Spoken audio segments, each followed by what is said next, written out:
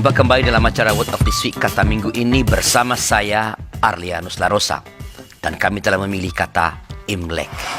Kata Imlek terdiri dari dua kata, yaitu Im yang berarti bulan dan Lek yang berarti penanggalan. Dua kata ini adalah lafal Hokkien dari kata Mandarin Yinli yang berarti kalender bulan. Imlek merupakan perayaan terpenting orang Tionghoa. Perayaan Imlek dimulai pada hari pertama bulan pertama di penanggalan Tionghoa dan berakhir dengan Cap Gome pada tanggal ke-15 pada saat bulan purnama. Hari Raya Imlek dirayakan oleh hampir semua orang keturunan Tionghoa di dunia, termasuk tentu saja di Indonesia. Sebelum dinasti Qing, tanggal perayaan tahun baru masih belum jelas. Pada masa dinasti Qing, Lu Saipei mengusulkan agar tahun kalender Tionghoa dihitung dari tahun kelahiran Huangti. Sung Chaoren memperkirakan tahun 2697 sebelum Masehi adalah tahun kelahiran Huangti. Dan akhirnya banyak orang yang sepakat untuk menerima bahwa tahun ini adalah awal penanggalan Huangti. Menurut legenda, dahulu kala Nian adalah seekor raksasa yang muncul di akhir musim dingin untuk memakan hasil panen, ternak, dan bahkan penduduk desa. Untuk melindungi diri, penduduk menaruh makanan di depan pintu di setiap awal tahun. Mereka percaya bahwa dengan melakukan hal itu, Nian akan memakan makanan yang telah mereka siapkan itu dan tidak akan menyerang orang atau mencuri ternak dan hasil panen. Pada suatu waktu, penduduk melihat Nian lari ketakutan setelah bertemu dengan seorang anak kecil yang mengenakan pakaian berwarna merah.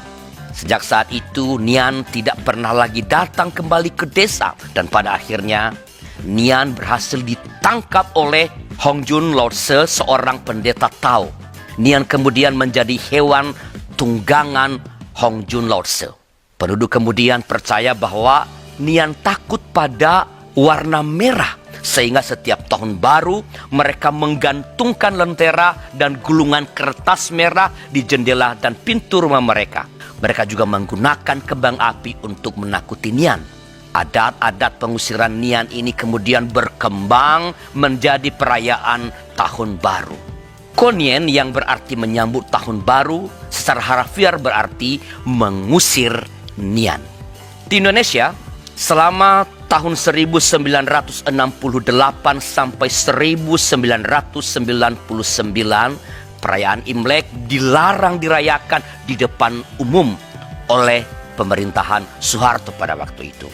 Masyarakat keturunan Tionghoa di Indonesia kembali dapat merayakan dengan bebas Imlek pada tahun 2000. Ketika itu Presiden Abdurrahman Wahid mencabut ketetapan Soeharto dan kemudian ia meresmikan Imlek sebagai hari libur fakultatif, artinya hanya berlaku bagi mereka yang merayakannya.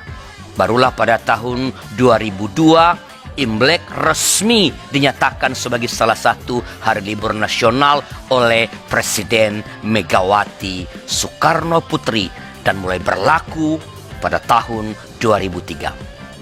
Apakah orang Kristen boleh merayakan Imlek? Sejarawan Didi Quartanada mengungkapkan bahwa perayaan Imlek itu sebenarnya merupakan pesta orang Tionghoa. Memang kemudian terjadi kekacauan pemahaman ketika Imlek dijadikan sebagai hari libur nasional dan disetarakan dengan hari libur Idul Fitri untuk orang Muslim, libur Natal untuk umat Kristiani. Dari sinilah tercipta kesan bahwa Imlek berkaitan dengan agama tertentu. Padahal Imlek sebenarnya adalah kebudayaan. Imlek ini sama seperti orang Jawa mencuci keris pada saat malam satu suro. Sesimpel itu saja, kata Didi Quartanada. Dan memang demikian halnya. Ajaran Tao dan Konghucu baru muncul sekitar tahun 500-an sebelum Masehi, yaitu pada masa dinasti Zhou. Begitu juga Buddha yang baru muncul pada tahun 65 Masehi di era dinasti Han. Sedangkan perayaan-perayaan Imlek sudah ada jauh sebelum agama-agama itu ada di Tiongkok. Nah, karena Imlek bukanlah hari raya agama tertentu, melainkan tahun baru Tiongkok, maka orang Tionghoa yang beragama Kristen tentu saja dapat merayakannya dengan penuh kegembiraan sambil mengucapkan Xing Nian Kuai Le, selamat tahun baru. Itu saja.